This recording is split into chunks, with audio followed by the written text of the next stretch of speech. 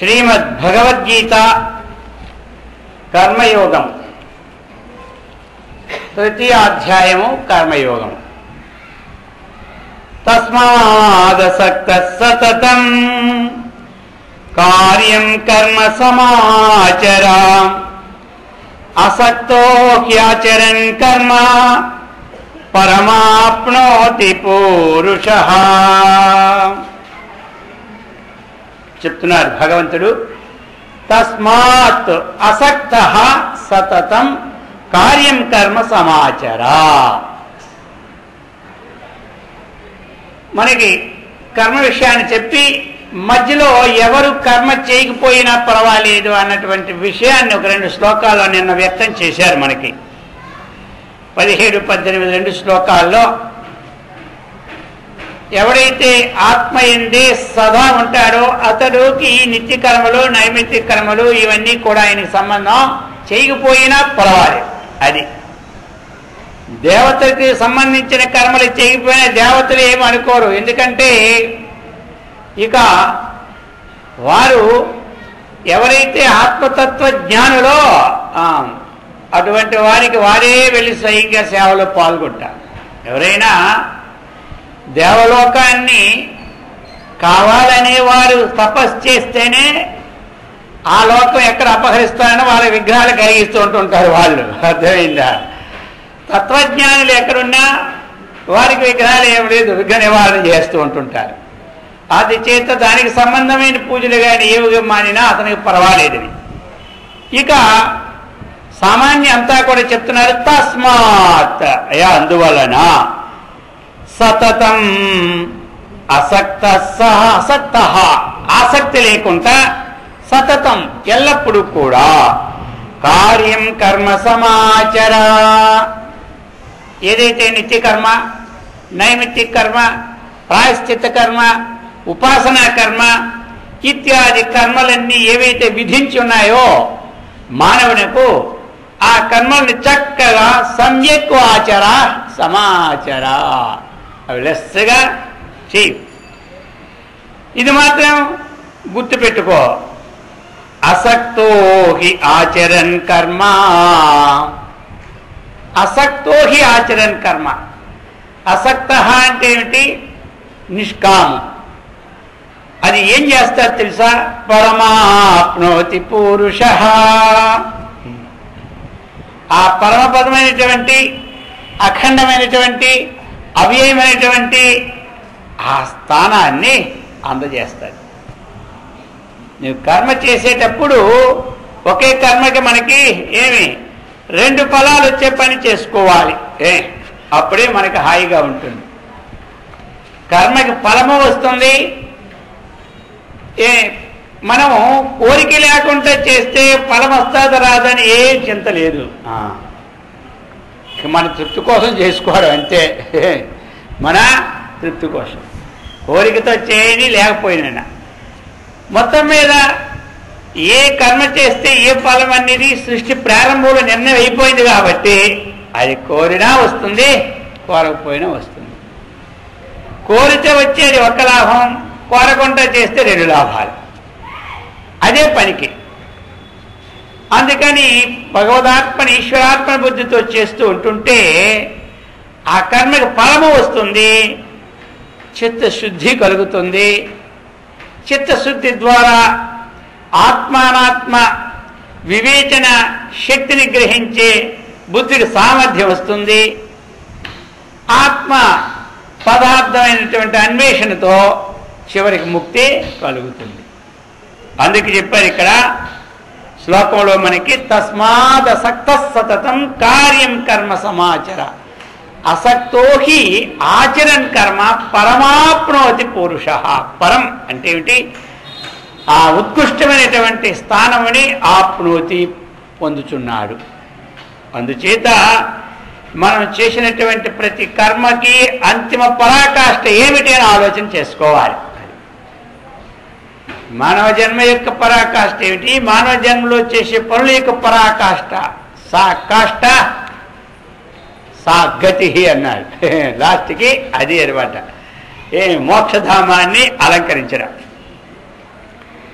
ఆ విధంగా చెప్పి, అయితే అర్జునుకు సంశయం, మరి ఈ కర్మలు చేసి సిద్ధి పొందిన వారు ఉన్నారా? గృహస్థాశ్రమంలో ఉండి ఇటువంటి కర్మలు చేసి సిద్ధి పొందిన వారు ఉన్నారా? సిద్ధి పొందిన తర్వాత కూడా ఈ కర్మలు చేస్తున్నారా? కర్మలు గృహస్థాశ్రమంలో ఉండి ఈ పనులు చేసుకుంటూ ఈ కర్మాచరణ చేసి ఆ జీవన్ముక్తి స్థితిని ఎవరైనా పొందినారా? మరి ఆ పొందిన తర్వాత కర్మలు వదిలేసి హాయిగా ఉన్నారా? ఎట్లా? ఈ రెండు సందేహాలు అర్జునుడికి వెంటాడుతూ ఉన్నాయి. ఇక ఆయన అందరూ హృదయంలో ఉండి సర్వజ్ఞుడు కాబట్టి ఎవరు హృదయంలో ఏముందో ఆయనకి తెలుస్తుంది, మనకు తెలియదు. అర్థమైందా? మనకి మన హృదయంలో ఉండి వైపు కొన్ని మర్చిపోతాం, సమయాన్ని గుర్తు రాకుండా ఆ సోపాలు పడిపోయి ఎప్పుడో గుర్తొచ్చిందంటే వచ్చిందిలే అని అనుకుంటాం. ఇంక పక్క వాళ్ళు హృదయం మనకేం తెలుస్తాయి. అందుచేత అయ్యా నీ సందేహ నివారణ చెప్తున్నాను విను. కర్మణైవ హి సంసిద్ధిం ఆస్థితా జనకాదయః లోక సంగ్రహమేవాపి సంపశ్యన్ కర్తుమర్హసి. కర్మణైవ హి సంసిద్ధిం ఆస్థితా జనకాదయః. కర్మణ ఏవ అంటే కర్మ వల్లనే చక్కగా సంసిద్ధిని పొందినారు. ఎవరయ్యా వాళ్ళు? జనకాదయ. చూడండి, జనకుడు ఎంత గొప్పవాడు. అందుచేత వారి పేరు తీసుకున్నారనమాట. అటువంటి వాళ్ళు జనకుడున్నాడు, ఇక్ష్వాకుడు, అశ్వపతి, ప్రహ్లాదుడు, అలాగే అంబరీషుడు, భగీరథుడు, వీళ్ళందరూ కూడా కర్మణా ఏవ సంసిద్ధి. అశ్వపతి ఉపనిషత్తులో వస్తుంటారు కాబట్టి వీళ్ళందరూ కూడా కర్మణా ఏవ, కర్మ వల్లనే సిద్ధి పొందారయ్యా. వాళ్ళు కూడా రాజులే కొంతమంది అయ్యా. అర్థమైందా? కాబట్టి వాళ్ళు తన ధర్మాన్ని నిర్వర్తించుకుంటూ కర్మలు చేసే చక్కగా సిద్ధిని అంతఃకరణ రూపమైనటువంటి అంతఃకరణ శుద్ధి రూపమైనటువంటి సిద్ధిని చక్కగా పొందినారు. వాడు అంతఃకరణ శుద్ధి రూపమైనటువంటి సిద్ధిని చక్కగా పొందినారు. ఆ పొందడమే కాదు, తత్సిద్ధి ద్వారా నీవింతకు ముందు విన్నావు కదా, స్థితప్రజ్ఞ లక్షణాలు అంటే ఏమిటో. ఆ లక్షణాలన్నీ వాళ్ళలో ఉన్నాయ్యా. కానీ ఏ రాజ్యం మాత్రం విడిచిపెట్టలేదు, రాజ్యభారాన్ని చేస్తూనే ఉన్నారు. వాళ్ళు ఆచరించారు, ఆ స్థితిని పొందారు, మళ్ళా వాళ్ళు రాజ్యంలోనే ఉన్నారు. అందుచేత ఎందుకు మరి ఉన్నారు? వాళ్ళు కర్తవ్య కర్మ చేస్తూ ఉన్నారు ధర్మాన్ని. సర్వే రాజాశ్రితా ధర్మ, రాజా ధర్మస్య ధారక అన్నారు. ఇప్పుడు ఎక్కడి నుంచి మనం పాస్ అయితే చక్కగా, ఇప్పుడు స్కూళ్ళలో చిన్నప్పటి నుంచే కానీ ఆధ్యాత్మిక తత్వమైన గ్రంథాలు పెడితే ఆ తత్వాన్ని చక్కగా అందరికీ వస్తుంది అన్నమాట. ఒక సబ్జెక్టు తక్కిన సబ్జెక్టులన్నీ పెట్టుకొని ఉండాలి. బైపీసీ పెట్టుకోండి, ఎంపీసీ పెట్టుకోండి, సిఎస్సి పెట్టుకోనండి, ఏదో పెట్టుకోనండి మొత్తం. కానీ ప్రారంభం నుంచి ఒక సబ్జెక్టు స్కూల్లో మన ఆధ్యాత్మిక ధర్మమైనటువంటి ఈ నీతిని, ఈ తత్వాన్ని ఒకే ఒక సబ్జెక్ట్ పెడితే ఏమవుద్ది, అలాగే అది కంటిన్యూషన్ వచ్చి తెలుస్తుంది అనమాట అంతా. ఇది పెట్టేవాళ్ళు ఎవరు మనం అనుకుంటా అవుతాయి ఎన్నైనా అవదు. దీన్ని పాలించిన రాజు చేసినప్పుడే ఏదైనా అమల్లోకి వస్తారు. మనం ఏంటనుకున్నా జరగవు. మనకు చేతనైన పని మనం చేస్తున్నాం. అర్థమైందా? నేను ప్రభుత్వ సహాయం ఉన్నా లేకపోయినా ఎక్కడ భక్తులందరూ కలిసి సహాయంతోనే కొన్ని దేవాలయ నిర్మాణం చేసి అక్కడ కొన్ని దేవతా ప్రతిష్టల్ని కొంచెం ఆధ్యాత్మిక ధార్మిక మార్గాన్ని, అలాగే కొంత వైరాగ్యంతో ఉండి ఆశ్రమాల్ని నిర్మించి ప్రభుత్వ ఏ ఆశ్రమకి ఆయన కట్టుతుందా, ఏదైనా స్థాపిస్తుందా? ఏమీ లేదు. మీ అందరూ భక్తులిచ్చింది ఆయన మాట. భక్తులిచ్చినటువంటి ధనాలతోనే చక్కగా ఆశ్రమాలని స్థాపించి ఆ ఆశ్రమం ద్వారా ఈ యొక్క ఆధ్యాత్మిక విజ్ఞానాన్ని ప్రచారం జరుగుతుంది. కానీ దీన్ని ఎప్పుడు ఆధ్యాత్మికమైన ధర్మార్థ కామ మోక్షములు 4 మానవుడి చేత పురుషార్థము సాధ్యం వేదం చెబితే వేదంలో ఉన్న రూల్స్ని అక్కడ శాసనసభలో అమలు చేసి వాళ్ళకి అవసరమైన నడుపుతున్నారు, అవసరం లేని ఎత్తేస్తున్నారు. అర్థమైందా? అటువంటి ఆ మోక్షానికి ముఖ్యమైనటువంటి స్వరూపాన్ని కూడా మొదటి నుంచి అమలులో ఉంటే దేశంలో ఈ కరువు, ఈ కాటకాలు, ఈ అరాచకాలు ఏమి తగ్గుతాయి. అది మొదటి నుంచి అది వస్తూ ఉన్నప్పుడు తగ్గుతుంది. మరి ఎట్లా తగ్గుతాయా? యథా రాజా తథా ప్రజ అన్నారు. యథా రాజా తథా ప్రజ అన్నారు. అందుచేత పూర్వం గురుకులంలో వాళ్ళు చక్కగా నేర్చుకొని వివాహం చేసుకొని చక్కగా అకాని కార్యక్రమాలను చేసుకునేవారు.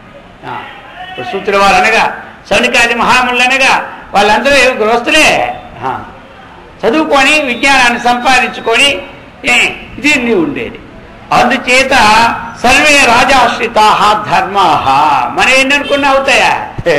మొత్తం రావాలి అంటే దీన్ని అక్కడి నుంచి రావాలి. అక్కడ ఆలోచించారు అందరూ.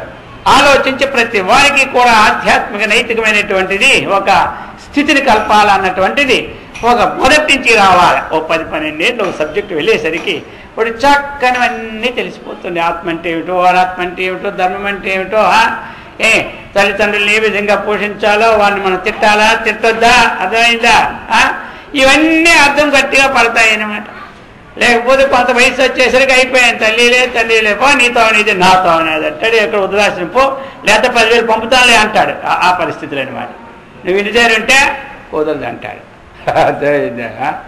మరి మనము ఇది రావాలి. అందుకే ఇక్కడ చెప్పారు, అయ్యా రాజు కర్తవ్య కర్మని చేస్తూ ఈ కర్తవ్య పాలనని ప్రజల్లో పెట్టాలి. అప్పుడే కదా ఒక సమయంలో అండి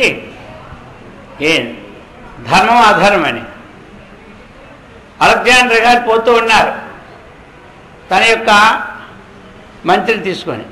పోతూ ఉంటుంటే ఏమైందంటే వాళ్ళు ఆ గుర్రాల మీద పోతున్నారు. ఒక దగ్గర గ్రామంలో పెద్ద అలజడి వచ్చింది. ఏమిటి అలజడి వచ్చింది, ఏమిటి కారణం అన్నటువంటి విషయాన్ని చక్కగా అనుకున్నారు. ఇందుకు ఈ అల్లరి ఎక్కడొచ్చింది? అల్లరి అర్థం లేదు. అంత గొడవ వినపడుతుంది. తప్పు ఎవరిది? మనలోనే తప్పు. వాళ్ళు ఇదిలో ఇంట్లో కేకలేసుకొని తప్పెవరిదే? మనదే. కాదు, ఈ తప్పేదో తెలుసుకొని సరిదిద్దుకోవాలి మనం అని మంత్రి గారు మీరు ఒకసారి వెళ్ళి అలాగా చూసుకొని రండి అన్నారు. వెళ్ళారు మంత్రి గారు. వెళ్ళిన తర్వాత అక్కడ తగు ఏమిటంటే ఒక ఆయన ఆ ఊరాయన పక్క ఊరు ఆయనకి ఒక 5 ఎకరాల భూమి అమ్ముకున్నాడు. అమ్ముకున్నప్పుడు రిజిస్టర్ చేసేసి ఇచ్చేశాడు. ఇక ఈ రోజు నుంచి ఈ భూమి సర్వ హక్కు బుక్కములతో నీవు నీ వంశము అందరూ పారంపర్యంగా అనుభవించవచ్చునని రాసిచ్చేసినాడు. రిజిస్ట్రేషన్ చేసేసుకున్నారు. ఆయన ఒక సంవత్సరం పోయిన తర్వాత కొంచెం డబ్బులు సంపాదించుకొని ఆ భూమిని దున్నడం ప్రారంభించినాడు. దున్నడం ప్రారంభిస్తే అందులోకి ఇంత బంగారం గిన్నె దొరికింది. ఎందులో? ఆ భూములు. ఇప్పుడు ఆయన తెచ్చి ఎవరి దగ్గర భూమి కొన్నాడో ఈ బంగారం గిన్నె నాకు రిజిస్ట్రేషన్లో లేదు కాబట్టి ఈ బంగారం గిన్నె మీరే తీసుకోవాలని తీసుకొచ్చి ఇస్తున్నాడు ఆయన. ఆయన అంటున్నాడు ఆ భూములో ఏముందో నాకు సంబంధం లేదు, అది నువ్వే తీసుకో. ఇది కేకలేనమాట. అందరికి ఇది గొడవ. ఆ బంగారం గిన్నె నాకు సంబంధం లేదంటాడు ఈయన, నాకు సంబంధం లేదు ఆయన అంటాడు. ఇది తవ్వు. అప్పుడు అనుకున్నాడు రాజుగారు గాబరా పడ్డారు. అర్థమైందా ఏమిటో అని. కానీ ఇది ఒక ధర్మ సమ్మతమైనది కానీ ఆ ధర్మ సమ్మతమైనది కాదు. అప్పుడు సరే ఇంకేంటి ఆ పెద్ద మనుషులు తిరిగి చెప్పారట, అయ్యా సరే ఏం జరిగిపోయింది, మీరు చాలా సత్వగుణం, మీరు సత్వగుణం, మీ ఇంటి దగ్గర ఎవరున్నారు, మీ ఇంటి దగ్గర ఎవరున్నారు పిల్లలు అడిగారట. పిల్లలంటే ఈ భూమి దగ్గర మా దగ్గర ఒక అబ్బాయి ఉన్నాడు. అయితే మీ దగ్గర అమ్మాయి ఉంది, వయసు ఎంత? ఈయనకి 20, ఆ అమ్మాయి 17. సరే, ఓ పని చేయండి, ఎందుకు గొడవ? ఎలాగైనా మీరు ఎవరికి వివాహం చేయాలి, నువ్వు చేసుకోవాలి. ఆ అమ్మాయిని ఏమి వివాహం ఇచ్చి ఆ అల్లుడికి ఏదో కట్నం అది ఇచ్చేలే అన్నారట. అర్థమైందా? ఈ విధంగా ఏదో పెద్ద మనుషులు తగు చెట్లు చేశారట.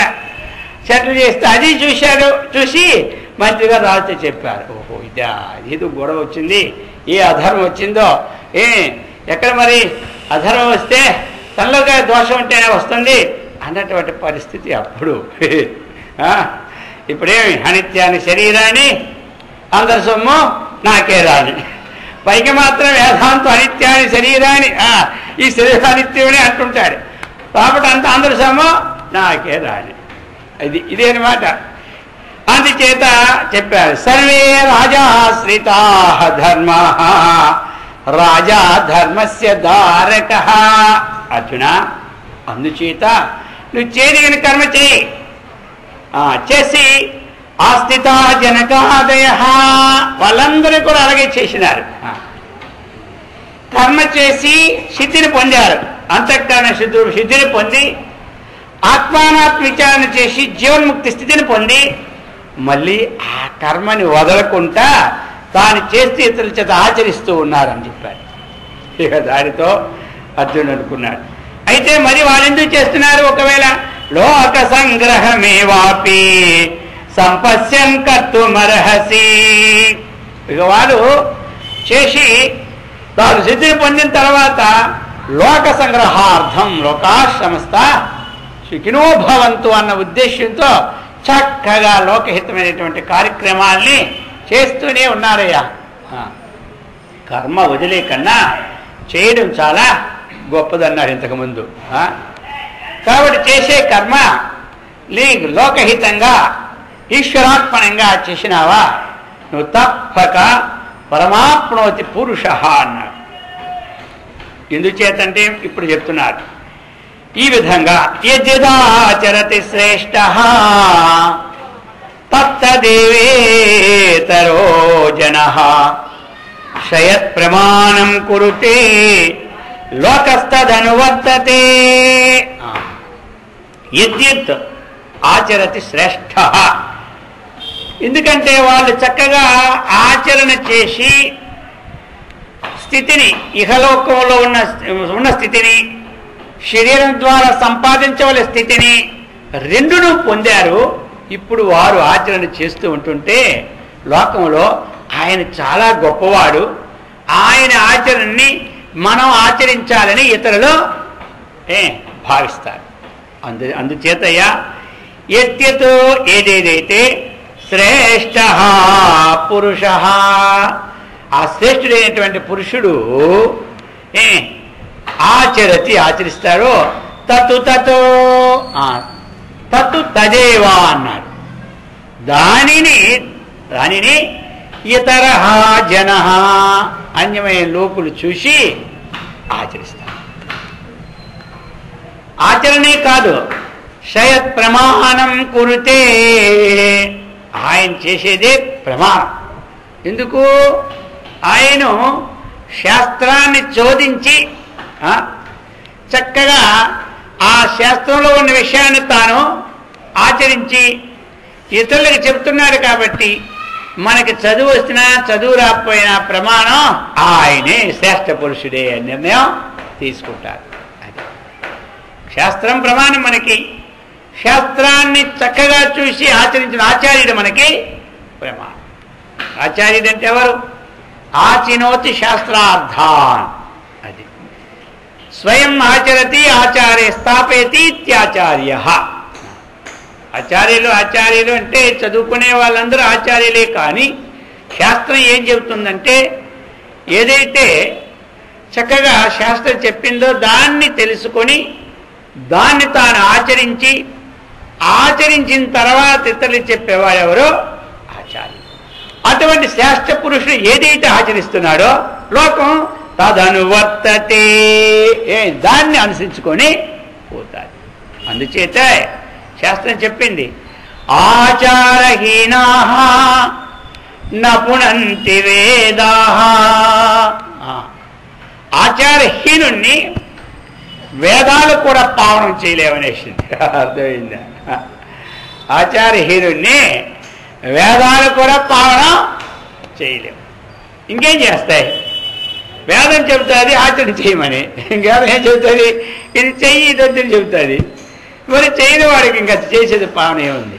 అందుచేత పూర్వం మొట్టమొదటి మహాత్ములందరూ కూడా చక్కగా ఆ తపస్సు చేసి జీవితాన్నంతా కూడా ఆచరించి అప్పుడు వాళ్ళితరులకి చెప్పేవారు. అందుకే స్వయం తీర్త్వ పరాం తారయితి అన్నారు. స్వయం ఉత్తీర్ణ స్వయం తీర్ణ. ఈ విధంగా వారు స్వయంగా తరించడం అంటే ఏమిటి? తాను ఈత నేర్చుకొని ఆ నదిలో పడినటువంటి వాడి తీయడానికి ప్రయత్నం చేయాలి. వాడిని తరింప చేయాలంటే నదిలో కాలు జారి ఒకటి పడిపోయాడు అనుకోండి, ఆయన ఉద్ధరించాలంటే మనం అనుకుంటూ అవుద్దా? ఉంది మనకు ఉద్ధరించాలని. వాళ్ళని మనం గెంటామనుకో, మనకేదో రాలేదనుకో, వాడి దొరక మన చెయ్యి దొరికింది అనమాట. ఇక చచ్చిన ఈ చెయ్యి వదలడు. అర్థమైతే లేకపోతే వీడు మునిగిపోతాడు, వాడు మునిగిపోతాడు. అందుచేత ముందు మనం ఉద్ధరించాలంటే వీడు ఉద్ధారుడు కావాలా, వీడు ఎంత నేర్చుకోవాలా. అలాగే ఈ సంసార సాగర సముద్రంలో పడి కొట్టుమట్టాడుతూ ఉన్నటువంటి వారిని రక్షించాలి అంటే మరలా వాళ్ళు ఈ సముద్రంలో నుంచి బయటకు వచ్చిన ఉపాయం ఉంటే, లేకపోతే అందులోనే అన్నమాట. అందుచేత వాళ్ళు ఆ విధంగా ఆచరించి చక్కగా లోకానికి వెలుగునిచ్చి ఆచరణలోకి తీసుకొచ్చారు. అందుకు అర్జున ఈ విధంగా ఆచరణ అంటే చాలా గొప్పది. నానుష్ఠానాత్ భిన్నతారోపితస్య అన్నాడు. నానుష్ఠానాత్ త్రిశ్లోకేషు నకించన నాస్తి అన్నాడు. అది అనుష్ఠానము కంటే గొప్పది మూడు లోకముల్లో ఇంకొకటి లేనే లేదట. అది మన శాస్త్రాలన్నీ చదువుకోవాలి, ఎందుకంటే తెలుసుకోవడానికి. ఆ చదువుకున్న దాంతోనే జీవితం గడపకూడదు. చదువుకున్నది ఏం చేయాలి?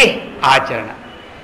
అందుకే ఒక 1000 పేజీల గ్రంథం చదివితే తృప్తి పడకూడదు. చదివిన తర్వాత ఆవగించంత ఆచరణ చేస్తే అది గొప్పది అన్నమాట. అర్థమైందా? ఇక పేజీలు అయిపోయింది, గ్రంథం అయిపోయిందని చదువుతాం. అలా ఊరికన్నీ చదవకూడదు. రోజు ఒక 1/2 పేజీ చదవండి, ఒక 4 లైన్లు చదవండి చాలు. మనకి ఇంత పుస్తకం ఒకసారి అయిపోయిందంటే అందరికీ భోజనాలు పెట్టి ఆ హడావుడే కానీ అర్థమైందా? ఎందుకంటే ఇది పూర్తి అయిపోయింది, పెట్టేసాం, అయిపోయింది, అబ్బా వాళ్ళంతా. ఇక ఆ పక్క వాళ్ళు గారు మళ్ళీ అయిపోవాలని గబగబ చదివేయడు, మళ్ళీ 10 మంది భోజనాలు పెట్టాను. వద్దని చెప్పలేదు, ఇవన్నీ ఉండాలి కానీ ఈ భోజనాలు అవి. కానీ అందులో మీకు ఆవగించంతైనా ఆచరణ. మహర్షి మలయాళ స్వామి వారు అన్నారు, అనుష్ఠానం లేని వేదాంతం కళాయి లేని పులుసు వంటిది అన్నారు. ఇంకో ముక్క అన్నారు, ఏదైనా లక్ష్యాన్ని మనం ఛేదించడానికి ఒక తుపాకీలో అర్థమైందా ఒక గుండు వేసినప్పుడు లక్ష్యాన్ని ఛేదిస్తారు. గుండు లేని తుపాకీ వంటిదట. ఏమిటి? అనుష్ఠానం లేని వేదాంతం. ఇంకా కళాయి లేని పులుసు వంటిదని పేరు పెట్టారు. అందుచేత మనం దానిలో తీసుకురావాలి. ఎందుకంటే యజ్ఞాచరతి శ్రేష్ఠ.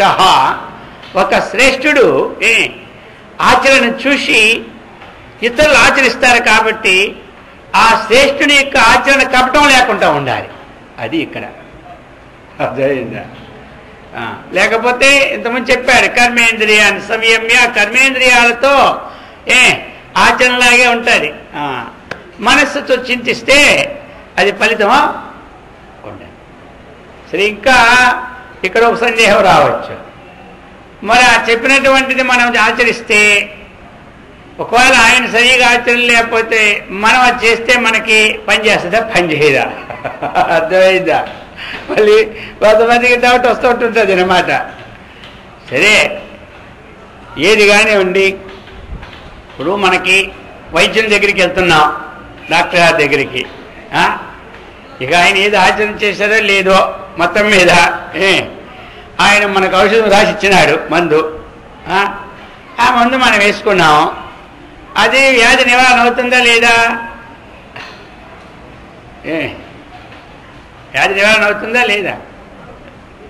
ఒక పక్కకి రావాలి కదా మరి, రెండో ప్రక్రియగా.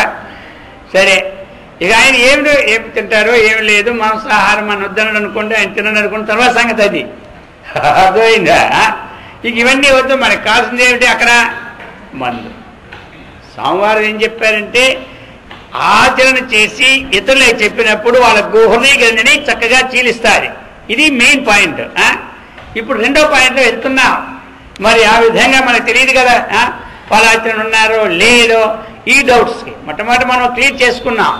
ఎవరైతే ఆచరణ చేసి చక్కనైనటువంటి స్థితిని చెబుతూ ఉన్నారో వారి యొక్క దృష్టి ద్వారా ఇతరుల్లో ఉన్న అజ్ఞాన గ్రంథిని భేదించి వాళ్ళకి అంతఃకరణ శుద్ధిని, ఆత్మజ్ఞానానికి తగినటువంటి దిశక్తి వస్తుంది. అదొక నిత్యమైంది, అందులో ఏం తేడా. ఇప్పుడు రెండో పాయింట్కి ఏమొచ్చాం మనం? ఒకవేళ వాళ్ళు ఏదైనా ఒక ఉదాహరణ తీసుకున్నాం. ఇప్పుడు శరీరం మనకు బాగుపడాలి అంటే ఒక డాక్టర్ దగ్గరికి వెళ్ళాం, ఔషధం ఇచ్చాం. దాని ఎందున్న విశ్వాస శ్రద్ధతో కొంతమంది పూర్తవుతుంది. అర్థమైందా? వారు ఏదైనా శ్రద్ధ, ఆ శ్రద్ధ తీసుకొస్తుంది అన్నమాట. ఇప్పుడు ఓ డాక్టర్ గారు ఉన్నారు. ఆ డాక్టర్ గారు ఏం చేస్తారంటే రాత్రి 8 బంద్ చేస్తారు, ఉదయం 8కి తీస్తారు. ఆ తరువాత హరిమేది గిరి కాదు, సాక్షాత్తుగా గొప్పవాడు ఎవడొచ్చినా సరే మళ్ళీ హాస్పిటల్ కానీ ఇంజక్షన్ కానీ ఆ మాటల వ్యవహారం ఉండదు. ఏ మాటలైనా ఉదయం 8 నుంచి సాయంకాలం 8 వరకు. తర్వాత ఆయన ఏదో ఆధ్యాత్మికం ఏదో చూసుకుంటాడు అంతే. అయ్యా ప్రాణం పోతుందని లేదు, ఆయన నియమం ఒకటే, ఒక నియమం ఒకటి ఉంటుంది. సరే, ఒకరోజు ఏమైపోయిందంటే ఆయన దగ్గరికి వెళ్ళి ఒక ముఖ్యంగా ఆయనంటేనే మహాప్రాణమైనటువంటి ఒక శిష్యుడు ఉన్నాడు. ఆయనకి ఏదైనా ఒంట్లు బాకనే పోతాడు. 8:05 అయింది. డాక్టర్ గారు తాళం వేసి అంత దూరం వెళ్ళారు. వీడొచ్చాడు. వీడొచ్చి డాక్టర్ గారు కడుపు నొప్పి అన్నాడు. ఏంటి కడుపు నొప్పి? ఏంటో నీకు నియమం కూడా తెలియదా? ఇన్నాళ్ళు పెట్టి వస్తూ ఉన్నా, నా నియమం మాత్రం మీకు తెలియదా అంటాడు వాడు. నీవే తప్ప ఇతప్పరం వెలుంగను, నా నియమం మీకు తెలియదా అంటున్నాడు. అర్థమైంది ఆయన. సరే, ఏ నియమం ఆయన మరి నోరెత్తడు అంతే అని వెళ్ళిపోతున్నాడు అంతే. ఇంటికి వెళ్ళిందే వెనకెళ్తూనే ఉన్నాడు, ఈయన వదలడే. సరే, ఇంకా ఆయన ఏం చేశారంటే వెంటనే ఇక ఎందుకు ఈ గొడవని ఆ జాబులో ఒకటి ఏదో ఉంటే తీసేసి ఇచ్చేసినాడు. నువ్వు అలా బొగ్గును పెట్టుకొని సపరించుకొని పడుకోపో, తెల్లారి 8 గంటలకు మళ్ళీ రా అనేసాడు అంతే. ఇంక బాధ పడలేక అంతే. సరే, ఆయన చక్కగా ఇంటికి వెళ్ళాడు, ఆ బొగ్గులో పెట్టుకున్నాడు. ఆ కడుపు నొప్పి కదా, తినడానికి కుదరదు కదా ఏదిన్ని, అందుకని కడుపులో ఆ బొగ్గను పెట్టుకొని పోయాడు. అది ఏమిటో మరి వాడి అదృష్టం కానీ. ఇక నిద్ర పెట్టేసింది, గుర్రమని నిద్ర పెట్టేసి తెల్లవారు 6 వరకు తెలివే రాలే వాడికి. లేచినాడు, దంతదానం అని చేసేసుకున్నాడు, అన్నీ అయిపోయింది. 8 గంటలకు రమ్మన్నారు కదా డాక్టర్ గారని. 8:10 కల్లా పోయినాడు హాస్పిటల్కి. చక్కగా పోయిన తర్వాత ఎలా ఉందన్నాడు. మీ ఔషధానికి ఇంక తిరుగుందా? 3 లోకాల్లో తిరిగేలేదు కదా డాక్టర్ గారు, అది అన్నాడు. ఏమిటి ఇచ్చాడంటే ఈయన గోడ పడలేక ఆయన బటన్ ఒకటి ఊడిపోయిందట. అర్థమైంది. అది జాబులో పెట్టుకున్నాడు, ఆ బటన్ ఇంటికి వెళ్ళి కుట్టించుకోవచ్చని. అది వీడు బాధపడలే ఏదో ఇచ్చేసి పంపించారు. ఇక వీడు అలా వెళ్తుంది. వాడికి ఏమిటంటే అలా బొగ్గను పెట్టుకున్నాడు. ఆ విశ్వాసం అనేది ఏం చేసింది, అక్కడ పని చేసింది అనమాట. అర్థమైంది. కాబట్టి ఇక్కడ కొన్ని అలా ఉంటుంటాయి. కొన్ని ఆచరణయుక్తం ఉందా లేదా? ఆచరణ లేనిది ఉండకూడదు, కానీ కొన్ని సందేహాలు మనకు వస్తుంటాయి కదా. వాళ్ళ ఆచరణ సరిగా ఉందో లేదో, మేము అక్కడ వెళ్ళాం, మరి ఇది మనకు పనిచేస్తుందా లేదా, ఇవన్నీ కొన్ని ఇక మన స్వామివారు చెప్పేవారు ఒక చిన్న ఉదాహరణ, ఎందుకంటే అది మీకు దృఢపడ్డానికి చెప్తున్నాను ఉదాహరణ, ఇంకేం లేదు ఇప్పుడు. ఆచరణకని ఒక యోగీశ్వరుడు అంటే తపస్సు చేసుకుంటాడు, ధ్యానం అది చక్కగా. ఒక ఆయన ఉన్నాడు, ఉండి ఆయన ఒక నది తీరానికి అవతల భాగాన్ని ఉన్నాడు. సరే, రోజు ఆ నది దాటి వస్తూ ఉంటాడండి. అర్థమైందా? వస్తూ ఉంటుండి భిక్ష చేసుకుని వెళ్ళిపోతాడు. అందులో ఒక మంచి పుణ్యాత్మ అమ్మగారు ఉన్నారు. స్వామి మీరు ఎక్కడున్నారు? ఆ నది అవతల ఉన్నాను. అయితే ఒక పని చేయండి, రోజు మీరు వచ్చి పోయే కన్నా మీ ఎన్ని గంటలకు ఆహారం తింటారు? నేనేం టిఫిన్ ఏం చేయను, 11 గంటలకు ఇస్తే చాలు, ఏదో అంత పట్టెడు అన్నారు. నేనే మీకు తీసుకొచ్చి ఇచ్చేస్తా, అందుచేత మీరు రావాల్సి లేదని చెప్పినారు. ఎవరు? అమ్మగారు. వెంటనే ఆయన చెప్పిన నుంచి రోజు 11 అయ్యేసరికి అమ్మగారు ఆహారం ఇచ్చేస్తున్నారు. ఒకరోజు ఏమైపోయిందంటే 1 గంట అయిపోయింది ఆహారం. ఎందుకంటే ఆ రోజు నది ప్రవాహం ఉప్పొంగిపోయి వస్తుందన్నమాట. వస్తూ ఉంటుంటే ఇక చూసి ఈరోజు ఎందుకు లేట్ అయిందమ్మా అంటే, ఏమీ లేదు, నది ఉప్పొంగిపోయి వస్తుంది, ఎవరు పడవ వేయలేదు, తగ్గిందాకా అన్నారు. అయ్యో ఏమంత పని, ఒక రామరామ అని ఒక ద్విమహామంత్రాన్ని చెప్పించుకుంటే అయిపోయింది కదా అన్నాడు. ఎవరు? ఆవిడ అనుకుంది ఇంత తమ వాక్కు నుంచి, అందులోనికి ఈరోజు దశమి, అర్థమైందా? మహా గొప్పది అనమాట. ఇటువంటి మంచి ముహూర్తం మీ నోటంటే వచ్చింది ఆ మాట, అదే నాకు చాలు, రామరామ అని మీ ద్విమంత్రాన్ని వదలకుండా చేసుకుంటాను, ఇక నాకే భయం లేదు, మీరు చెప్పారు కదా అది భవసాగరాన్ని దాటించింది రామనామం అయితే ఈ చిన్న సాగరాన్ని దాటించలేదా అన్నాడు. ఎవరు? గురువు గారు, ఆయన యోగి. అంటేనే ఈవిడ కూడా చెప్పింది అలాగనే తప్పకుండా అన్నాడు. సరే ఆ మన్నాడు ఏమైపోయిందంటే ఇలా కొన్నాళ్ళు అయిపోయింది. కొన్నాళ్ళు అయిపోయిన తర్వాత మళ్ళీ సామాన్యంగా అమ్మగారు ఆ రోజు మాత్రం నది వస్తుంది, వర్షాలు పడుతున్నాయి, అన్నీ ఉన్నాయి, కానీ ఈవిడ మాత్రం సరిగా 11 గంటలకు చేరిపోయింది. నదిలో మహాప్రవాహం వస్తూ ఉంది, కానీ పడవ ఎవరు వేయలేదు. గురువుగారు చెప్పిన మంత్రం ఉంది కదా రామరామని, రామరామ అనుకొని ఆ నది మీద అడిగేసరికి రోడ్లాగా చక్కగా ఈవిడి తగులుతుంది. అట్లా నది నీళ్ళు కనబడలే. ఆ రామనామ మహాత్ములతో తిన్నగా గురువుగారి మీదకి వెళ్ళిపోయి అమ్మా ఇంత వర్షం పడి ఎలా వచ్చారు? స్వామివారు మీరు చెప్పిన ద్విమంత్రం ఉంది కదా, ఆ మంత్రం అనుకోని దిగిన అలాగ నది మీదే వెళ్ళిపోవచ్చేసి నాకేమీ తెలియలేదు, అసలు రోడ్డులాగా ఉంది కానీ నదిలాగా అనిపించలేదు అని అన్నా. ఇప్పుడు చూసినాను మరి, ఇప్పుడు బాగుంది, మీ దయ వల్ల టైంకి వస్తున్నాను, 10 పైసలు ఖర్చు కూడా లేదు అన్నది. ఎవరు? ఆ పడవాడికి రూపాయి డబ్బులు ఎవరికి పడితే అది లేదు ఇది లేదు, బాగుంది, చక్కగా ఉంది అనుకున్నారు. సరే ఇంకొక నెలపోయిన తర్వాత స్వామివారు ఎల్లుండి ఏకాదశి నాడు మా అబ్బాయికి అక్షరాభ్యాసం నిర్ణయం చేశారు, కాబట్టి మీరు మాత్రం ఆ రోజు ఒక్కరోజు ఇంటికి వస్తే చాలు, మీ టైం ముందే ఆ అక్షరాభ్యాసం 10కి అయిపోతుంది, 11 గంటలే మీ భోజనం పెట్టేస్తాం, ఒక్కరోజు మాకు ఈ ఛాన్స్ ఇవ్వాలన్నారు. అలాగేనమ్మ తప్పకుండా వస్తుందన్నారు. సరే ఆ రోజు ఏమైందంటే ఈ వర్ష ప్రవాహంతో నది ఉప్పొంగిపోతుంది అన్నమాట. సరే ఉప్పొంగిపోతే ఏమైంది, అమ్మగారు మహామంత్రం ఇచ్చారు కదా ఆయన, వెంటనే ఆ మంత్రం అనుకోని వెళ్ళిపోయింది. వెళ్ళేసరికి కరెక్ట్గా అక్కడికి 9 గంటలకల్లా చేరిపోయింది. చేరిపోయిన తర్వాత ఇప్పుడు అమ్మ ఎలా వచ్చావు అడిగారు. ఎవరు? ఆ స్వామివారు. ఎలా వచ్చాయంటే తమ చెప్పినట్టుగా ఈ పని వచ్చానన్నారు. అయితే ఒక పని చేయను, ఇప్పుడు గురుగారు పోదావరండి, టైం అయిపోతున్నాను. ఎవరు? పోదావరండి, టైం అయిపోతుంది అంటున్నాడు. సరే ఇప్పుడు ఏమన్నారు మరి? ఇప్పుడు గురువు గారికి డౌటే, ఈవిడికి ఏం డౌట్ లేదు, దర్జాగా వెళ్ళిపోతుంది. ఇప్పుడు ఆయనకి మాత్రం డౌట్ వచ్చింది, ఎట్లా పక్కన శిష్యులు పిలిచారు లోపలికి. ఒకటి విశేషం, అక్కడ ఎవరో ఒకరిద్దరు ఉన్నారు శిష్యులు ఈయనకి. అంటేనే అన్నాడు, ఓ పని చేయండి, నాకు కూడా ధైర్యం వెళ్ళిపోతాను, ఏం పర్వాలేదు, అర్థమైందా? ఒకవేళ వెళ్ళలేకపోయి పరిస్థితి ఏర్పడితే మన దగ్గర ఎలాగ పెద్ద త్రాడు ఉంది, చాలా పొడవైన త్రాడు, ఆ త్రాడు నా నడుము కట్టండి అన్నాడు. ఎవరు? కట్టండి, నేను వెళ్ళిపోతాను, ఒకవేళ ఏదో కారణం వల్ల అయిపోతే అది పట్టుకు లాగిమన్నాడు. ఎవరికి అక్కడ చూడండి ఇప్పుడు ఎలా వచ్చింది. ఇక ఆవిడ ఏమిటంటే కళ్ళు మూసుకొని రామ్ అనుకుని ఒట్టికి అవతలొట్టికి వెళ్ళిపోయారు. ఇక గురువు గారికి ఎంతవరకు కాలేదని అంతవరకు వెళ్ళారు. అక్కడ దుముక్కు మునిపోయే సంవత్సరానికి చెప్పాడు కదా, తడుడు లాగేసాడు, అప్పుడు అవతలొట్టికి వెళ్ళిపోయాడు. ఇక ఆఖరికి ఏమైపోయింది ఇప్పుడు పరిస్థితి ఎలా ఉంటుందంటే కొన్ని ఈ విధంగా ఉంటూ ఉంటాయి లోకంలో. అది చేత అర్జున యద్యదాచరతి శ్రేష్ఠ తత్తదేవేతరో జనః.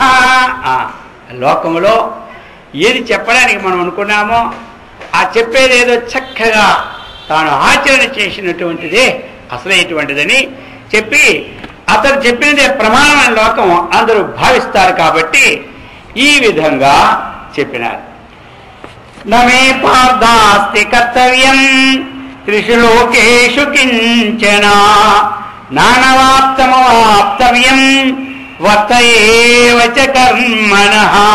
అర్జున, నమే పార్థాస్తి కర్తవ్యం. ఏ పార్థ అర్జున, మే నాకు కర్తవ్యం కర్మ కించిత్ బి నాస్తి.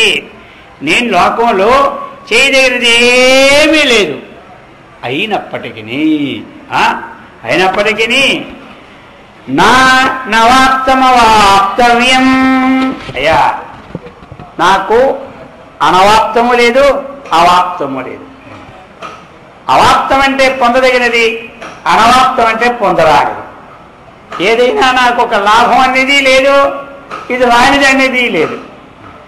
ఇది చేస్తే ఇది వస్తుందని లేదు, ఇది మానిస్తే నాకు నష్టం వస్తుందని ఏమీ లేదు. ఇప్పుడు ఈ కర్మ చేస్తే ఒక లాభం నాకు వస్తుంది అనేది లేదు.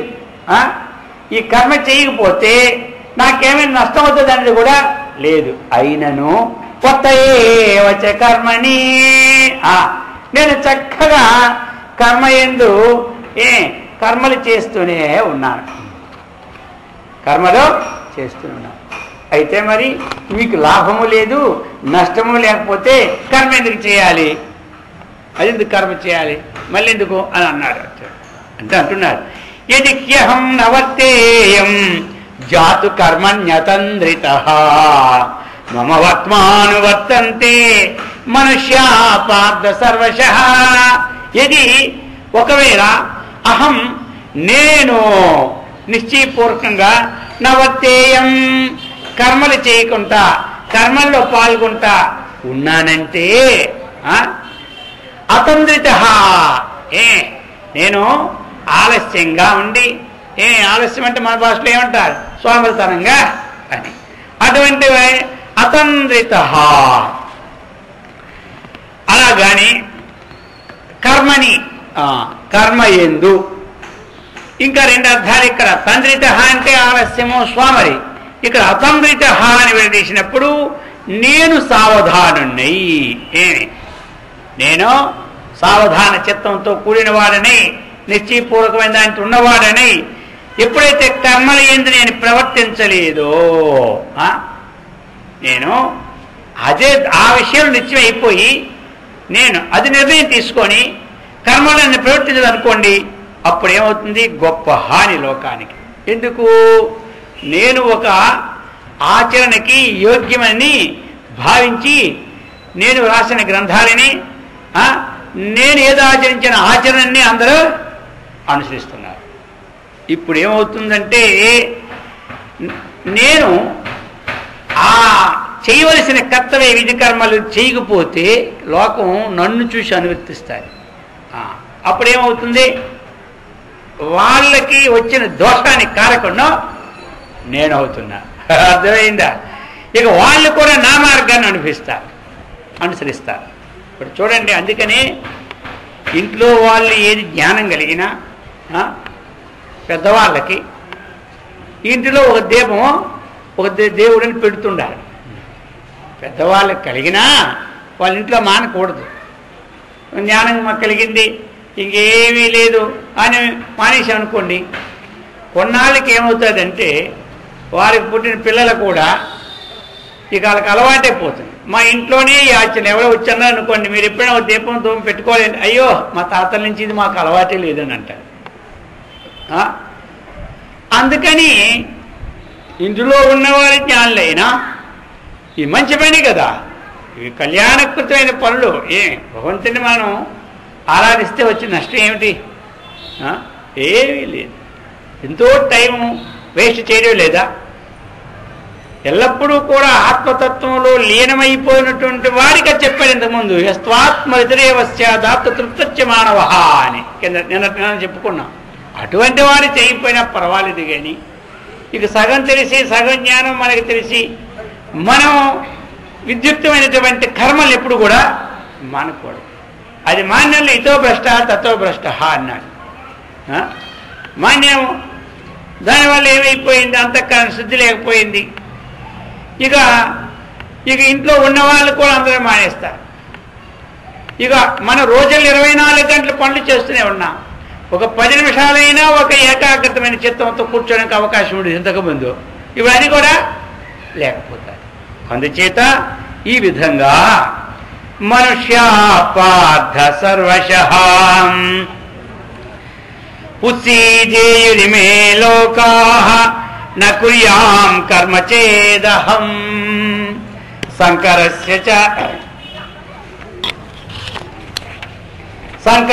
చ కర్తాస్య ముపహన్యామి మా ప్రజాః.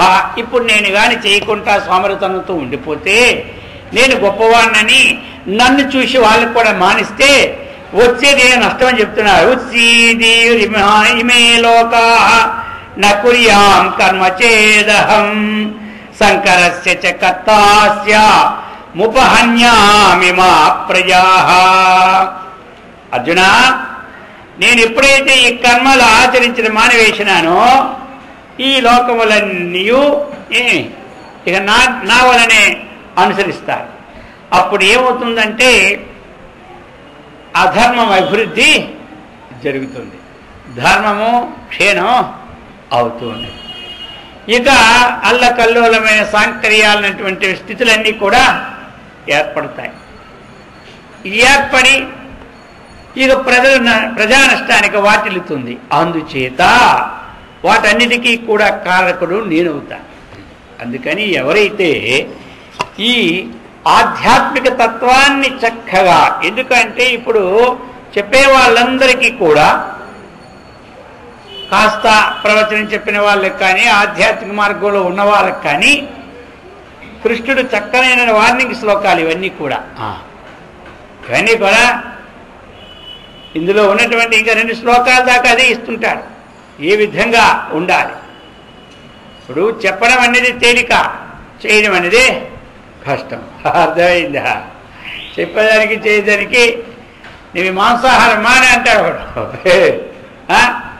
వాడు మాత్రం ఎవరు చెప్పేవాడు.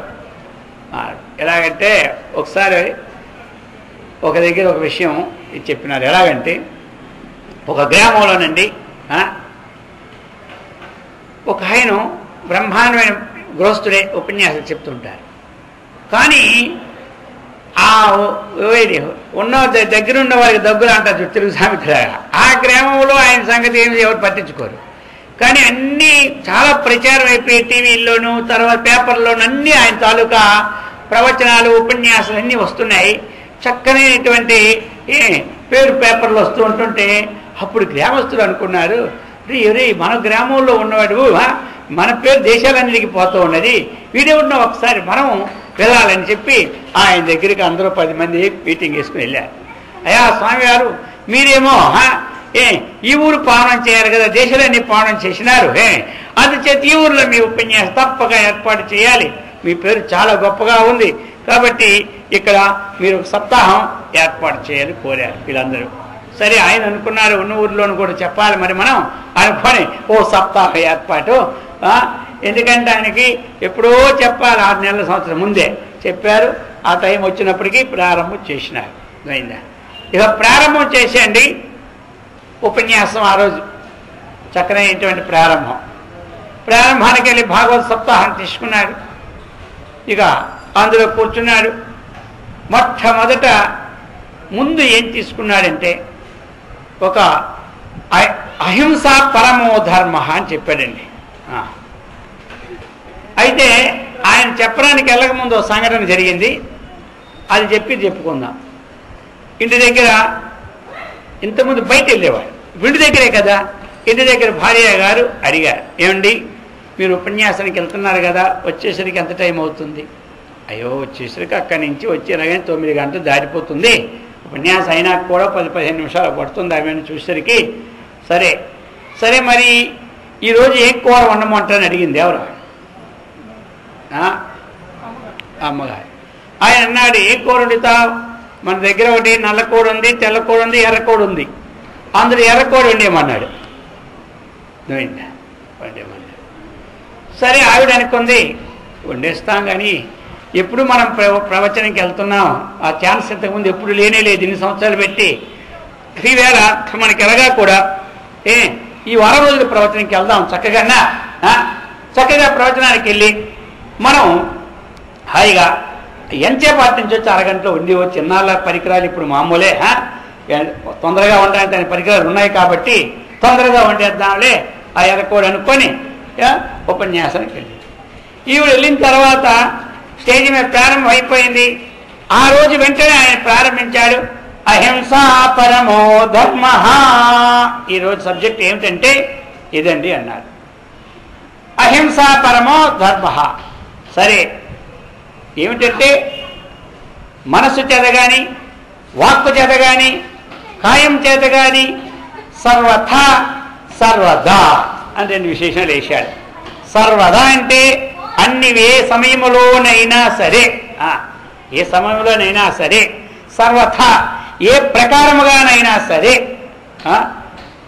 ఇతర జీవులకి వాక్కు చేత కానీ మనస్సు చేత కానీ కాయం చేత కానీ నొప్పించకూడదు, ఏ జీవికి అన్యాయాన్ని చేయకూడదు అని ఒక బ్రహ్మాండమైన ఉపన్యాసం అండి ప్రారంభించాడు.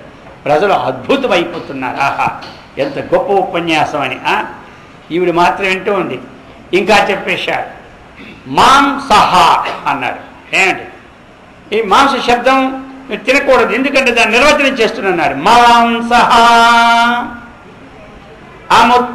మాంసహ భక్షయిత అముత్ర యస్య మాంసమిహాభ్యహం ఏతన్ మాంసస్య మాంసత్వం ప్రవదంతి మనీషిణ అని బ్రహ్మాండంగా చెప్పారనమాట. అయా మనీషిణ ప్రశస్త మనః యశాంతి ఇది మనీషిణ ప్రవదంతి, గొప్ప విషయాలు హృదయమైన వారు చెప్తున్నటువంటి విషయాలు మీ ముందే ఉంచుతున్నానన్నాడు. అని భార్య బ్రహ్మాండంగా వింటుంది. ఏమిటి ఈ విషయాలు? ఎందుకు ఇంతవరకు వెళ్ళలేదు కదండి, ఆవిడ చక్కగా వినాలని కుతూహలంగా వెళ్ళింది కాబట్టి అన్నీ పట్టించుకుంటుంది అన్నమాట. బాగానే ఒక్కటి కూడా బయటికి పోకుంటున్నా. ఇక వెంటనే చెప్పాడు, దీని అర్థం ఏమిటి? ఇస్య ఎవని యొక్క మాంసహ రెండు విడదీశాడు. మాం అంటే నన్ను, సహ అంటే అతడు. సంస్కృతంలో విడదీస్తే మాం అహం శబ్దమునికి కర్మని ద్వితీయ విభక్తి తీసుకుంటే మాం వచ్చింది అనమాట. సహశబ్దానికి తచ్చబ్దంలో అతడు. సరే, దానికి అర్థం వచ్చింది యస్య మాంసమిహాజ్ఞహం. యస్య ఎవని యొక్క మాంసహ మాంసము ఇహ ఈ లోకంలో తింటూ ఉన్నాడు, ఆ తరువాత జన్మలో కానీ ఇప్పుడు దేని మాంసం ఏం తిన్నాడో అది వచ్చే జన్మలో ఇతని మాంసం తింటుందట. ఏమిటి అర్థం అవ్వలేదు, చెప్తా. ఉదాహరణ చెప్తే కానీ అర్థం అవ్వదు. ఇప్పుడు మనం కోడి మాంసం తిన్నాం అనుకోండి, వచ్చే జన్మలో కోడి మనల్ని తింటుందట. ఇదేం అయ్యే పనే స్వామి మీరు అన్నం కానీ, అర్థమైందా? కోడిగా పుట్టి మనంగా పుడితే దానికి వశమా? అయ్యా కోడిగానే పుడుతుంది, మనం కోడి తిన్న ఆహారంగా పుడతామట. అర్థమైందా? మరి కోడి మనం తినాలంటే దాని విషయం మనిషిగా పుట్టి తినవచ్చా? మనం ఎలిసరిగా ఎగిరి వెళ్ళిపోదు కదా బయటికి అని చెప్పేశాడండి. బ్రహ్మాండమైన ఉపన్యాసం. ఇదంతా భార్య విన్నారు. అయ్యయ్యో, ఈ జన్మలో మనం కోడి కోస్తే వచ్చే జన్మలో కోడికి పురిగే పుట్టారు కదా. చీ, ఎంత గొప్ప వాక్యం చెప్పాడు మా యజమాని. ఇక జీవితంలో ఇక తినకూడదు, ఇచ్చించుకుంది ఎవడో. వెంటనే డిసైడ్ అయిపోయింది అక్కడే అనమాట, స్పాట్లే. వెంటనే ఇచ్చించేసుకుంది. ఇంకా అన్నీ చెప్పాడు. ఇంకే చెప్పేశాడు, అయ్యా ఏదైనా సరే ఈ శరీరంలో ఉండేటువంటి పరమాత్మ వదిలినప్పుడు, లేకపోతే ప్రాణం పోయినప్పుడు అనుకోండి, వదిలినప్పుడు శరీరం ఏమవుతుందో తెలుసా? దాని పేరు మారిపోతుంది, శవం అయిపోతుంది. శవాన్ని ఎవరైనా ముట్టుకుంటే స్నానం చేయాలా వద్దా చెప్పండి అన్నాడు. ఎవరు? పండితుడు వారు. చేయాలి స్నానం. అయితే ఏ శవాన్ని చేయాలి? ఒక మనిషి శవానికే చేయడం ఉందే, తక్కిన చనిపోయిన శవం అంటారా? అనరా అని అన్నాడు. అన్నిటికీ శవం అంటారు కదా అన్నాడు. అర్థమైందా? మరి దేని ముట్టుకున్నా స్నానం చేయాలి కదా అన్నాడు ఆయన. అవును, ఇప్పుడు స్నానం చేస్తున్నామా? ఒక మనిషి చచ్చితేనే స్నానం, కానీ తక్కిన వేవి పట్టుకుండా స్నానం చేసే ప్రసక్తే మనకి లేదు. స్నానం చేసే ప్రసక్తి ఉంటే నోట్లోనే వేసుకోం. అర్థమైందా? స్నానం చేసే ప్రసక్తి ఉంటే అవి నోట్లోనే వేయమన్నమాట. సరే, మొత్తం మీద ఉపన్యాసం చెప్పేశారు. ఇంతవరకే మనకు కావాలి పాయింట్. ఇంకా ఆ తర్వాత అతిరిక్త విషయాలు అప్పుడు సబ్జెక్ట్ ఇచ్చి వెళ్ళదీసుకుందాం. ఇక వెంటనే ఏమైంది, వచ్చేసింది ఆవిడ తొందరగానే. ఉపన్యాసం అయిపోయింది, శాంతి మంత్రాలు ఇంకా అవుతూనే వంట చేయాలి కాబట్టి గబక్కన లేచి వెళ్ళిపోవచ్చేసింది.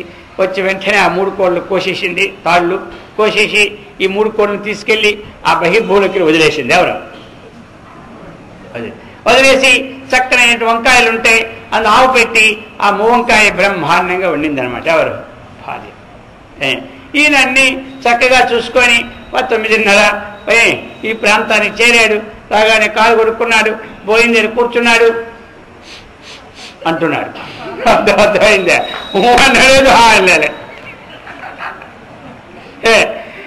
ఇవేనంతా వాసన మారిపోయి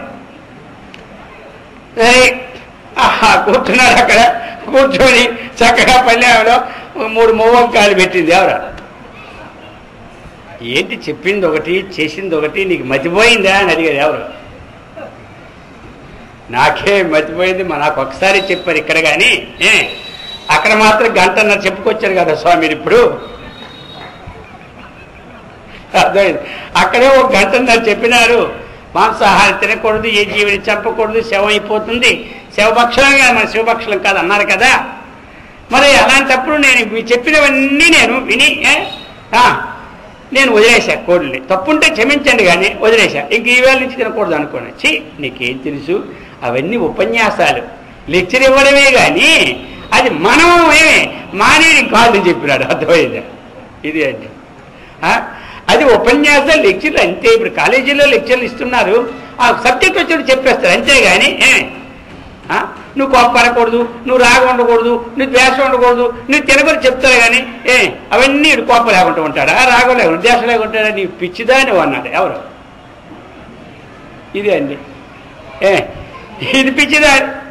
ఆవిడ కరెక్ట్గా చేస్తే లోక పిచ్చివాళ్ళు అనుకుంటారు, అడదటంగా చేస్తే మంచివాళ్ళు అనుకుంటారు.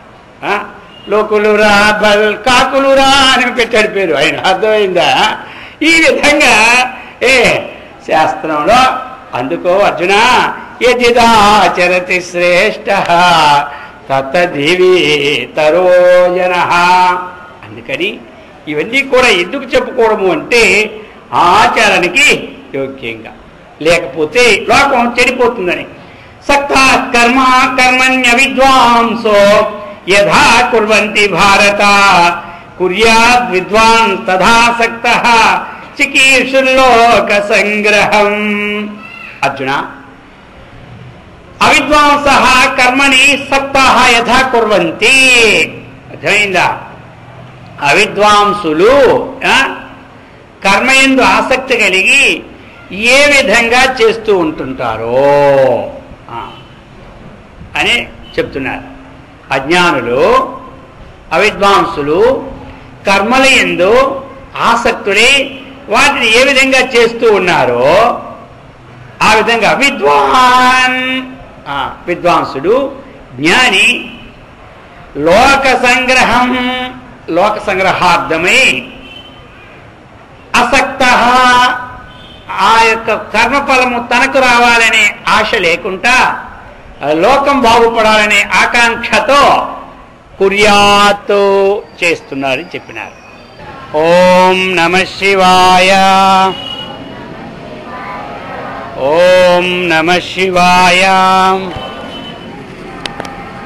ఓం కర్మ సంగినాం జోషయే సర్వకర్మాణి విద్వాన్ యుక్త సమాచరన్. విద్వాన్ అంటే వేత్తీతి విద్వాన్. ఎవడైతే తెలుసుకున్నాడో వాడిని విద్వాన్ అంటారు. ఆయన ఏ రింగ్లో తెలుసుకుంటే దానికి విద్వాన్. అర్థమైందా? దాంట్లో ఆయన పండితుడు అన్నమాట. ఇక్కడ వేదాంతం మన సబ్జెక్టు కాబట్టి విద్వాన్ వేదాంత పండితుడు మనం తీసుకోవాలి. అది పండితుడే కాదు, ఇక్కడ కేవలం ఇక్కడ విద్వాన్ అనేటప్పుడు కేవలం పండితుని తీసుకోకూడదు. ఇక్కడ ఆత్మ విషయకమైనటువంటి విజ్ఞానాన్ని అనుభూతి పొందిన పండితుని తీసుకోమన్నారు ఇక్కడ. అది అందుచేత విద్వాన్ న బుద్ధి భేదం జనయేద్ అజ్ఞానాం కర్మ సంగినాం. ఎవరైతే కర్మయందు ఏ కర్మయందు ఆసక్తి కలిగి ఆ కర్మని వారి శ్రద్ధాభక్తులతో చేస్తూ ఉన్నారో అటువంటి వారి బుద్ధిలో భేదాన్ని కలుగు చేయకూడదని చెప్పారు పండితుడిని. ఎట్లా అంటే చూడండి, ఒకరు చక్కగా భజన చేస్తూ ఉంటుంటారు. వాళ్ళకి భజనే అంతే, ఒక గంట టైం పెట్టుకుంటారు, ఆ గంట భజన చేసేస్తారు అంతే. ఇక తర్వాత ఈ వేదాంతం గీదాంతం వాళ్ళకి వంటే పట్టదు. సరే, మరికొంతమంది ఒక యోగంలో కూర్చుంటారు, ఇక యోగం ఒక గంట చేసేస్తారు, తర్వాత ఈ వేదాంతం ఏమి వాళ్ళకి లేదు. అలాంటి వారిని కూడా కొంతమంది జపం చేస్తారు చాలు, కొంతమంది ఆ భగవంతుని అర్చన చేసుకుంటారు, కొంతమంది పారాయణలోనే ఉంటారు, మరికొంతమంది ధ్యానంలో ఉంటుంటారు. ఇటువంటివి దేని యందు ఆసక్తి కలిగి ఏ కర్మ అయితే చేస్తూ ఉన్నారో అటువంటి వాడి దగ్గరికి వెళ్ళి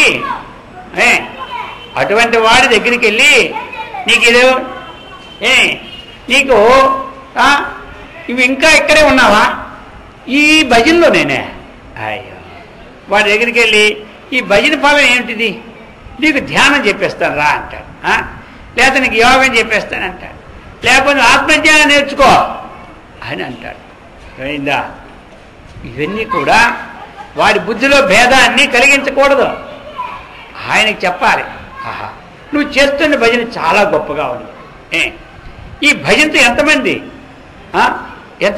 ముక్తి పొందారు, ఈ గానాలతో ఇటువంటి కీర్తనలతో త్యాగరాజు, అన్నమయ్య, పాండురంగ భక్తులైనటువంటి సక్కుభాయ్, మీరాభాయ్, అనేక మంది రామదేవుడు, ఇటువంటి వాళ్ళందరూ కూడా ఈ నామాన్ని చేసుకొని పొందారు. అటువంటితో గొప్పది చేస్తున్నావనేసరికల్ ఏమైపోయింది ఆయనకి, ఆహా నేను చేస్తున్నది ఎంత గొప్పదో కదా, అంత పెద్ద ఆయన కూడా మెచ్చుకున్నారు కదా అని ఇప్పుడు ఏమవుతుంది, ఆయనకు ఉత్సాహం వస్తుంది అనమాట. ఆ తర్వాత విషయం ఆయనకే వస్తుండేది, అర్థమైందా? అంతేగాని నా బుద్ధి భేదం జనయేతో, అయ్యా నువ్వు ఒక విగ్రహాన్ని పెట్టుకొని ధ్యానం చేస్తున్నావా అని ఒకటి వచ్చి అడుగుతాడు. అచ్చా నువ్వు ఇది చాలా తక్కువ పని చేస్తున్నావు, విగ్రహాన్ని తీసి పాడే అవతల, నేను చెప్తాను చూడంట. ఏమిటిది? ఏది ఎవరు చెప్పినా సరే పంచభూతంలో ఉన్నటువంటి విషయాలనే ఆధారం చేసి చెప్తున్నాడు కానీ పంచభూతాస్తికి ఆధారమైన స్థితి జీవనం చెప్తున్నారా? నువ్వు అది తీసుకో, ఇది పెట్టు, ఇది తీసుకో, అది పెట్టు, దీనివల్లే మోక్షము, దీనివల్ల అది, ఇవన్నీ కూడా ఏమి లోకంలో ద్వంద్వాభిప్రాయాలను కలిగజేసి వాళ్ళకి సాధన పైకి వెళ్లకుండా చేసినటువంటి సాధనలు అనమాట ఇవన్నీ. అందుచేత సాధన ఏదైనా ఇది సాధ్యం అనకూడదు. ఇప్పుడు మనం ఓ ధ్యానం చేసాం, ఆ ధ్యానం వల్ల అంతఃకరణ శుద్ధి కలిగి ఆత్మానాత్మేకం ఒకటి ఉన్నదని మనం తెలుసుకోవాలి. ఓ జపం చేశాం, దానివల్ల ఒకటి చెప్పుకోవాలి. కేవలం ఒక ప్రాణాయామమో లేకపోతే ఒక గాలో, ఆ గాలిని నువ్వు చూడో, ఇంక దానికన్నా ఏది లేదో, ఇవన్నీ కూడా ఎలా ఉంటాయంటే దీనికన్నా ఇంకోటి లేదని చెప్పకూడదు. అది చెప్పు, సాధన మంచిదే, సాధన వద్దన లేదు. ఒకడేమో అగ్నిని ఉపాసిస్తాడు, వాడిని మనం నిందించకూడదు. ఇంకోటి గాలిని ఉపాసన చేస్తుంటాడు, నీ గాలి మీదే నువ్వు పెట్టు అంటాడు. ఇంకోటి మట్టి బొమ్మని చేస్తాడు. ఈ మూడు ఏమిటి చెప్పండి? పంచభూతాల ఉత్పత్తే కానీ పంచభూతకు అతీతమా? ఈ మూడున్నో అగ్ని రోజు అగ్నిహోత్రం చేసినా అది అగ్నిదేవుడు, పంచభూతం పరమాత్మ పుట్టిందే. విగ్రహం పెట్టి చేసావు, అది మట్టి, అది భూమే. అలాగే నీవు ఒక వాయువుని దృష్టి పెట్టావు, అదేమిటి? అది కూడా అంతే కదా. ఆకాశం, అగ్ని, వాయువు, జలం, ఇవన్నీ ఉపాసనలు కూడా చెయ్యాలి, వద్దని లేదు. ఇవి పరమార్థం అనకూడదు, అక్కడ అది పోతుందన్నమాట. ఇది పరమార్థం అనేసరికి విచారణ విషయం తెలియలేదు. ఇవన్నీ పనికొస్తాయి. ఎంతవరకు పనికొస్తాయి? మన అంతఃకరణాన్ని శుద్ధి చేసి మనకి ఏకాగ్రతని కలిగించి ఇది ఆత్మ, ఇది అనాత్మ కెపాసిటీ పనికొస్తాయి, అన్నీ పనికొస్తాయి. కానీ ఇది పరమాత్మ అంటే అది పరమాత్మ కాదని ఇవన్నీ ద్వంద్వాభిప్రాయాలతో ఏమైపోతుంటే ప్రజల్లో కూడా ఏది స్థిరమో ఏది అస్థిరమో తెలియడం లేకపోతుంది. ఇది అందుకని ఇక్కడ చెప్పారు, నా బుద్ధి భేదం జనయేత్. అయ్యా ఒక మార్గాన్ని అనుసరించి ఆ మార్గంలో ఉత్తేజపరిచి ఆ మార్గానికి అంతిమ భాగం ఆత్మ విచారణ బోధించు ఆ లాస్ట్లో టైం వచ్చినప్పుడు. అంతేగాని మధ్యలో ఇది కాదు అది కాదు అని చెప్పి ఇతో భ్రష్ట తతో భ్రష్ట చేయకూడు. అందుకు నా బుద్ధి భేదం జనయేత్తు అజ్ఞానాం కర్మ సంగినాం జోషయేత్ సర్వకర్మాణి. జోషప్రీతి సేవనే చక్కగా ఏం చెప్పారు? సర్వకర్మాని అంటే కర్మ మీద కూడా ప్రీతిని కలిగించు. ఆయన చేస్తున్న పని చెయ్యు, తప్పేమి చెయ్యాలి. మనం చేసిన పని ఏది తప్పులేదు. మనం కొంతమంది నువ్వు నిరాకారంలోకి ఇంకా రాలేదా, సాకారంలోనే ఉన్నావా అడుగుతాడు. నిరాకారం ధ్యానం అంటేనే సాకారం, నిరాకారమా? ఆకారం లేదు. నేను ధ్యానం ఇస్తే చెప్పండి ఎవరైనా. మనం ధ్యానం చేసాం దేన్ని? ఏదైతే మన ఎదురుగా ఉంది దాన్నే కదా ధ్యానం. ఇవన్నీ దేనికోసం చెప్పండి? ఒక ధ్యేయమైనటువంటి వస్తువుని మనం ఆధారంగా చేసుకొని ఏకాగ్రతను పొంది స్వాత్మ తన ఆత్మ విచారణ ద్వారానే మోక్షం వస్తుంది. ఇవన్నీ సాధనలు, ఉపాయాలు. అది ఇప్పుడు నది దాటిపోయినా పడవ ఉండాలి లేదా? నది దాటిన పడవ ఉండాలి వద్దా? ఏదో సాధన ఉండాలి కదా. ఇదేమేమి మనం పట్టుకెళ్ళిపోం కదా ఈ పడవని. అలాగనే ఇవి సాధనలు అన్నమాట. చీకటి ఉంది, మనకేం కావాలి? వెలుతురు కావాలి వస్తువు తీసుకోవడానికి. ఆ వెలుతురుతో చీకట్లో వస్తువు తీసుకున్నాం, మళ్ళీ అలాంటి అలా పెట్టుకొని కూర్చుంటాం, అక్కడ అయిపోయింది. అంతవరకు ఇవి సాధనలు. ఇవి ఆలోగా ఇది వద్దంటే ఎట్లా వస్తువు దొరుకుతుంది నీకు? అర్థమైందే? ఆ వస్తువు దొరుకుతుంది నీకు. నావెందుకు అంటే నదిలో దాడుతాడు ఉండాలి. ఇవన్నీ కూడా అంత భగవత్ సంబంధమైనటువంటి పనుల్లో ఎంతమంది ఎన్ని రకాలుగా పొందలేదా? ఇప్పుడు నవవేద భక్తుల్లో 9 మంది 9 రకాలుగా పోయినారు. ఒక ఆయన నమస్కారంతోనే ముక్తి పొందిపోయాడు, ఒక భజనతోనే ముక్తి పొందిపోయాడు, ఒక సేవతోనే ముక్తి పొందిపోయాడు, ఒక విచారంతోనే ముక్తి పొందిపోయాడు, ఒక దానంతోనే ముక్తి పొందిపోయాడు. ఆ విషయాలు వచ్చినప్పుడు విచారించుకుందాం. కాబట్టి ఇప్పుడు మనము ఈ విధంగా, అందుకని ఒక్కటి గొప్ప అమోఘమైన శ్లోకాలు ఈ విధంగా చెప్పి ప్రకృతే క్రియమానాని గుణై కర్మాణి సర్వశః అహంకార విమూఢాత్మ కర్తాహమితి మన్యతే. అర్జున, ప్రకృతే క్రియమాణాని మనకి ఇవన్నీ ఎట్లా? గుణై కర్మాణి సర్వశః. మనం పనులన్నీ ఏ విధంగా చేస్తున్నాం? ఈ ప్రకృతి గుణముల ద్వారానే చేస్తున్నాం. ప్రకృతి గుణాలు వాస్తవంగా మన కర్మలన్నీయో అన్ని విధాల ఏ ప్రకారంగా చేస్తున్నామంటే మనకి సత్వము, రజస్సు, తమస్సు అనే 3 గుణములతో కూడినట్టు ఏ ప్రకృతి అయితే ఉన్నదో అటువంటి ద్వారానే అది చేయబడుతూ పోతూ ఉంటుంటుంది. ఇది నడుస్తూనే ఇలా ఉంటుంటుంది. అహంకార విమూఢాత్మ కర్తాహమితి మన్యతే. ఎవడైతే అహంకార సంబంధం ఉన్నదో అటువంటి వాడు ఏం చేస్తాడు? ఇది నేను చేస్తూ ఉన్నాను, ఇది నేను లేకపోతే ఇది అవ్వదు అన్నటువంటి భావాన్ని వ్యక్తపరుస్తాడు. మనము ముందు ఉన్నాం, మన పుట్టక ముందు కూడా ఈ ప్రకృతి నడిచిపోతూనే ఉంది. మనం పోయిన తర్వాత కూడా నడుస్తూనే ఉన్నది. మధ్యలో అహం కర్త భోక్త అన్నటువంటి విషయాన్ని వేసుకొని బంధంలో తగులుకుంటున్నాం. ఇవన్నీ కూడా ఇప్పుడు మన తాతలకు ఇప్పుడు నడుస్తుంది ఈ ప్రకృతి, అలాగే ఇప్పుడు నడుస్తూ ఉంది. మనం పోయినాక నడుస్తూనే ఉంటుంటారు. అందుచేత అర్జున, తత్వవిత్తు మహాబాహో గుణకర్మ విభాగయో గుణాగుణేషు వర్తంతే ఇతి మత్వా న సజ్జతే చెప్పినారు. హే మహాబాహో అర్జున, తత్వవిత్తు, తత్వవిత్తు అంటే తత్వం వేత్తి, తత్వవిత్తు యథార్థాన్ని తెలుసుకున్న జ్ఞాని గుణ విభాగాన్ని, కర్మ విభాగాన్ని చక్కగా తెలుసుకుని ఏది గుణాలు ఏది కర్మ అన్నటువంటి విభాగాన్ని చక్కగా తెలుసుకుని గుణేషు వర్తంతే. గుణం అన్నటువంటిది ఆ ద్రవ్యానితో సంబంధం ఉంటుంది కాబట్టి అది ఆ గుణాల్లోనే సంబంధంగా వెళ్తుంది సత్వగుణము. ఏమి ఆ విధంగా గుణాలు గుణేషు వర్తంతే. గుణాలు గుణేషు వర్తంతే అంటే అర్థం ఏంటి మనకి? ఇప్పుడు ఒక ఆయన వచ్చినాడు, మీ అంతటి వాడు లేరు అని చెప్పినాడు. అర్థమైందా? మీరు గొప్పవారు, చక్క సత్వగుణం, లోకానికి ఉపకారులు అని అన్నాడు. ఇప్పుడు మనం ఏమది చేయాల? ఆ గుణం అనేది ఈ ద్రవ్యమునందు ఆ విధంగా వినియోగం జరుగుతూనే ఉంటుంది. ఆ ద్రవ్యం సంబంధించిన గుణంగా పరస్పరంగా నడుస్తూ ఉంటారు. ఇది ఏం చేస్తాడు? ఒక ఆయన ఇలా చెప్పాడు ఈ దగ్గరికి వచ్చి, నీ అంత గొప్పవాళ్ళు లేడని. ఇంకోటి వచ్చాడు, మీ వల్ల అందరికీ నష్టం కలుగుతుంది అన్నాడు. ఇప్పుడు ఇదే గుణము, ఇది రాజగుణము, అది సత్వగుణము. ఇవన్నీ వింటాడు.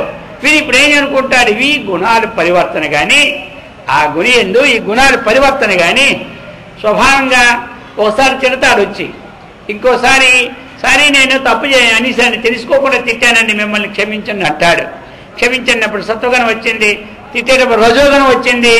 ఇవన్నీ కూడా తత్వవిత్తి ఏం చేస్తాడంటే వీటిని పట్టించుకోడు.